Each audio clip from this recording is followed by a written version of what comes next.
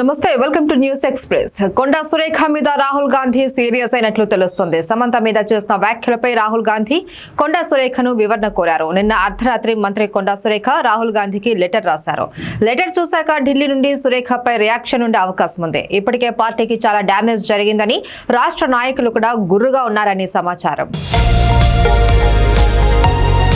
జర్నలిస్టులను ఎవరైనా ఇబ్బంది పెట్టాలి అని చూస్తే కఠిన చర్యలు తీసుకుంటామని ఏపీ సీఎం చంద్రబాబు నాయుడు అన్నారు. అది ఏ పార్టీకి చెందిన వారైనా సహించేది లేదు అని తెలిపారు. ఇటీవల జర్నలిస్టులపై కొన్ని సంఘటనలు జరిగిన నేపథ్యంలో నేషనల్ యాక్టివ్ రిపోర్టర్స్ అసోసియేషన్ నేతలు ముఖ్యమంత్రి చంద్రబాబు, ఉప ముఖ్యమంత్రి పవన్ కళ్యాణ్ దృష్టికి తీసుకెళ్లారు. వారు సానుకూలంగా స్పందించడంతో హర్షం వ్యక్తం చేశారు.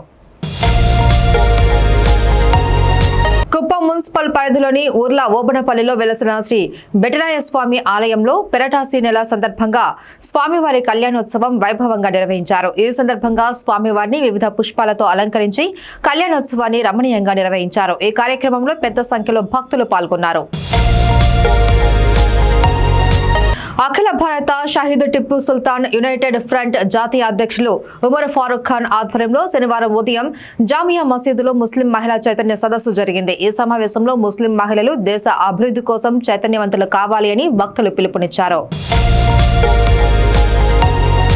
రైతులకు సబ్సిడీపై శనగ విత్తనాలను పంపిణీ చేయడం చాలా సంతోషంగా ఉందని కోడుమూరు ఎమ్మెల్యే బొగ్గుల దస్తగిరి పేర్కొన్నారు.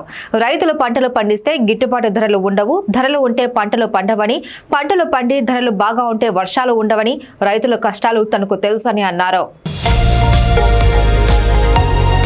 పాణ్యం రైల్వే స్టేషన్ సమీపంలో కృష్ణమ్మ కోన వద్ద ఉదయం 5 గంటలకు సాంకేతిక లోపంతో గూడ్స్ రైలు ఆగిపోయింది. ఇప్పటి వరకు మరమ్మత్తు కాకపోవడంతో రాకపోకలకు తీవ్ర అంతరాయం ఏర్పడింది. గూడ్స్ రైలు పునరుద్ధరించేందుకు రైల్వే అధికారులు రంగంలోకి దిగారు. ఈ కారణంతో ఇటు నంద్యాల, అటు పాణ్యం రైల్వే స్టేషన్లో పలు రైళ్లు నిలిచిపోయాయి. ఇంట్లో ఒక మతం, బయట మరో మతం పాటించే వ్యక్తి వైఎస్ జగన్ అని అన్నారు కేంద్ర మాజీ మంత్రి, తెలుగుదేశం పార్టీ సీనియర్ నేత పూసపాటి అశోక్ గజపతిరాజు. విశాఖలో ఆయన మీడియాతో మాట్లాడుతూ జగన్ హిందూ ఆచారాలు, ధర్మాన్ని పాటించారు. దొంగలు నీతులు చెబుతుంటే వినడానికి కాస్త కష్టంగా ఉందని తెలిపారు. కుటుంబ కలహాలతో విషం తాగిన తల్లి తన 6 నెలల చిన్నారికి 5 ఏళ్ల కుమారునికి కూడా విషం పెట్టిన ఘటన కురుపాం మండలం లంకాజోడు గ్రామంలో జరిగింది. ఒంటి నిండా రక్తం ఉండటాన్ని గుర్తించిన గ్రామస్తులు హుటాహుటిన భద్రగిరి ఆసుపత్రికి తరలించారు.